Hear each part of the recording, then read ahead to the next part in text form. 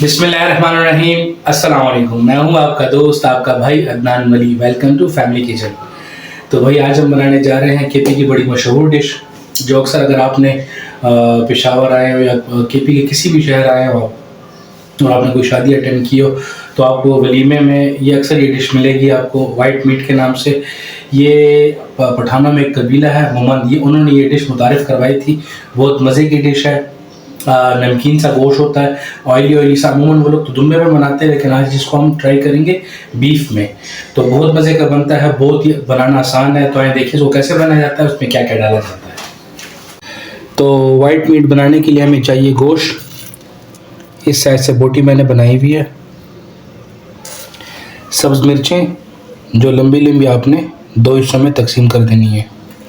अदरक बारीक कटा हुआ, काली मिर्च। सबसे ज़रूरी इंग्रेडिएंट्स जो इसमें इस्तेमाल होता है वो काली मिर्च है और दही है। इन दोनों चीज़ों के बगैर आप वाइट मीट बना ही नहीं सकते हैं। तो काली मिर्च, और ये तकरीबन आधा किलो गोश्त है तो इसमें जाएगा 1 कप दही। अगर किलो गोश्त है तो उसको 2 कर दें। लहसुन अदरक का पेस्ट और 2 छोटी प्याज और नमक। और जो क्या कहते हैं काली मिर्च है, ये तकरीबन 1.5 खाने के चम्मच है। मैंने एक प्रेशर कुकर लिया है, उसमें डाला मैंने घी।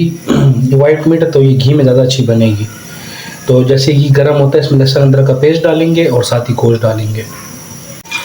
तो घी हो गया गर्म, लहसुन अदरक का पेस्ट डालेंगे और साथ ही डालेंगे मिल करेंगे।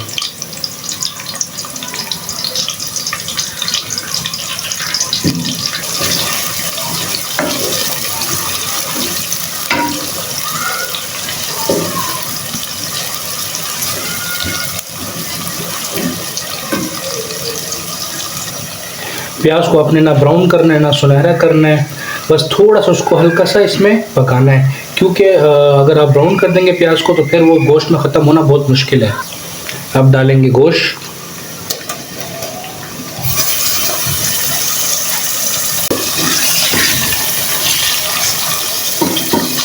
और गोश्त को भी अभी नहीं भूनना आपने इसमें, क्योंकि फिर इसके बाद ये सख्त हो जाएगा बिल्कुल। जैसे ही गोश्त का कलर थोड़ा सा चेंज हो जाए तो आप डाल दो इसमें नमक। नमक थोड़ा सा, जितना आप रोज़मर्रा में इस्तेमाल करते हैं उससे थोड़ा सा ज़्यादा लगेगा। इसमें पानी डाल के इसको हम तकरीबन 20 से 25 मिनट या 30 मिनट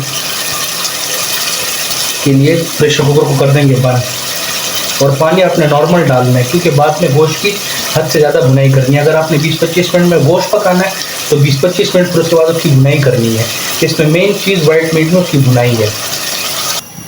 अगर आधा किलो गोश्त है तो मैंने इसमें आधा लीटर पानी डाला है। इसी में ये पक भी जाएगा, इसी में इसकी भुनाई भी होनी है, बाद में दही भी डालना है इसमें। तो आधा लीटर पानी काफ़ी है आधे किलो गोश्त के लिए। 30 मिनट हो गए हैं और गोश्त अच्छा खासा नरम हो गया है। अभी जिसमें बचा हुआ पानी है ये खुश्क होने देंगे कि ये खुश्क हो जाए। इसके बाद इसमें दही डालेंगे और उसके बाद भुनाई करेंगे। और जो इसमें प्याज है उसको भी बिल्कुल इसमें ख़त्म करना है। हमने इसकी इतनी भुनाई करनी कि प्याज इसमें ख़त्म हो जाए। तो मसाला एकदम उसमें ख़त्म हो गया है, घी देखना शुरू हो गया है। इसी वक्त डालेंगे इसमें दही। अब डालेंगे दही। दही में भी इसकी अच्छी खासी भुनाई करनी है। जैसी दही का भी घी ऊपर आ जाए उसके बाद इसमें फिर काली मिर्च डालनी है।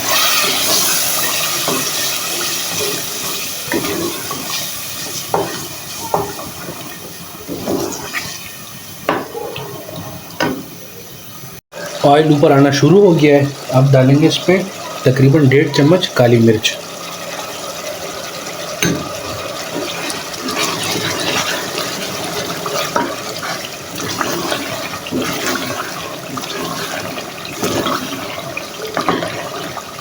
साथ ही डालेंगे सब्ज़ मिर्च और अदरक। अब इसमें इसकी भुनाई करेंगे।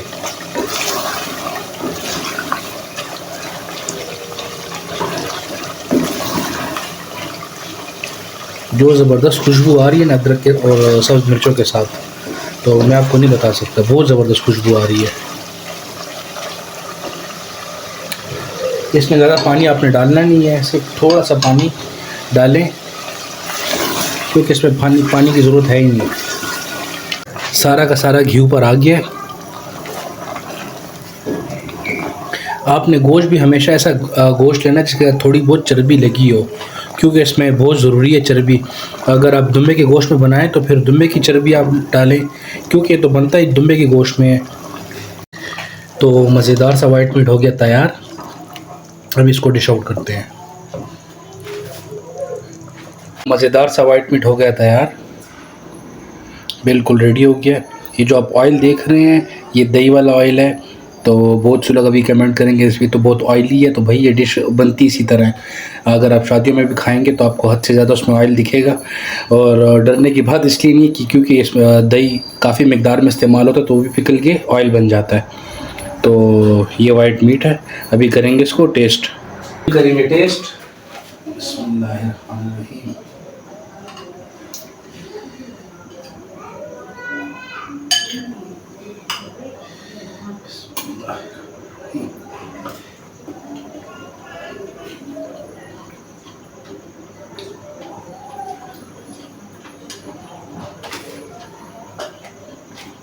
बिल्कुल वही शादियों वाला टेस्ट है, जिस तरह वलीमों में जाके खाते हैं वही टेस्ट आया, बिल्कुल सेम टू सेम, बल्कि उससे भी अच्छा आया है क्योंकि घर में बनी है चीज़।